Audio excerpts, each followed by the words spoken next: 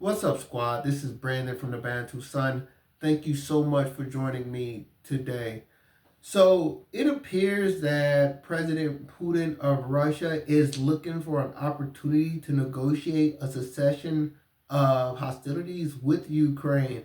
Although they have not overtly said it, what the Russian Foreign Ministry has said was they are waiting for the terms and conditions for which the U.S. is looking to basically end the conflict between Russia and Ukraine.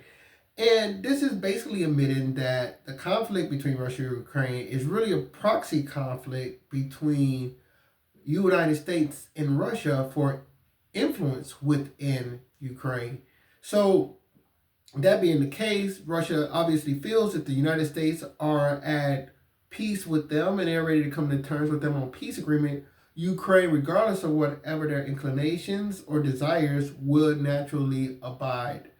I think what we can say after these many years of conflict between Russia and Ukraine is the days of old of Ukraine and Russia walking side by side is over. There's almost a partition across the country, such as like a North Korea, South Korea design, where you have these Russian speaking segments of the Far East, as well as the vital port of Crimea attached to the Russians, and the Ukrainians west of the Dnieper River and the capital city of Kiev that are aligned more to the west.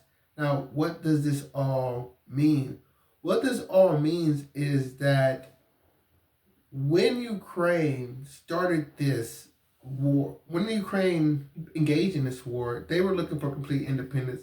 And not only independence through liberty, but independence culturally. Remember, there was a great defacing of all of these sculptures and taking down of Soviet or Russian statues. They're looking to remake the culture of Ukraine. And it is a great concept to argue because I tell people a lot. It is still yet to be proven to me that Russia and Ukraine is one. I know Vladimir Putin did an interview with Tucker Carlson where he tried to allude to this, but to me, the foundations of Ukraine are along the Black Sea in its relationship to the Mediterranean nations and the Silk Road or Asian trade. Whereas the foundation of Russia comes from Moscow, basically the Duchy of Muscovy, basically the outgrowth of these markets in the far north along the Baltic Sea, which fed much of the resources such as fur to European countries upon the Baltic littoral, going all the way out until you get to the North Atlantic. So I always saw that there was a slight distinction between Russia and Ukraine, and what this war has done is like it finally cemented that even if you have to split Ukraine, this is the situation. So we'll see what it seems as though there's been a little bit of concessions. President Trump, from all appearances, have dismantled a group that was actually in charge of identifying and targeting a lot of the sanctions against high-level Russians, and that group has been disbanded. So that's kind of a goodwill gesture, you can say, coming from the U.S. president to Putin.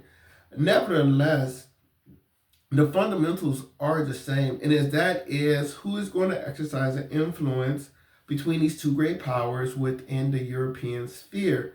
And I think the true sticking point that is going to come about this, even if both sides do want peace or a cessation of hostilities, is the NATO question. Russia is not going to want Ukraine to be part of NATO. Ukraine has expressed all the time, the entire time, that under Zelensky, that their major desire was to be a part of NATO. So even Zelensky going so far as doing the signing and requesting of joining NATO. Now, even if the West was to say that, it will be interesting because does Vladimir Putin trust the West that much?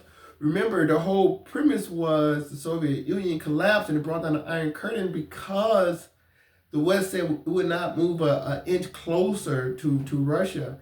And what happened? All of these former Soviet states starts to join NATO. Until now, you get to the point now where there's Western influence within Ukraine, and many could argue Georgia and Azerbaijan via Turkey. So the West has continuously pressured Russia. So even if the West says, okay, Ukraine is not going to be part of NATO, let's cease hostilities, what's to say that the next president or two presidents down the line don't try to get Ukraine across the line and actually join NATO? And that may be a red line, which may have some horrible consequences on both sides.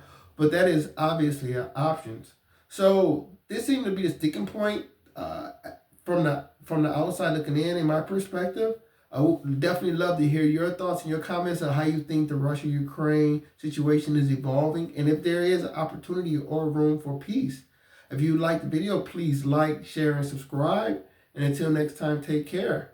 Bantu up.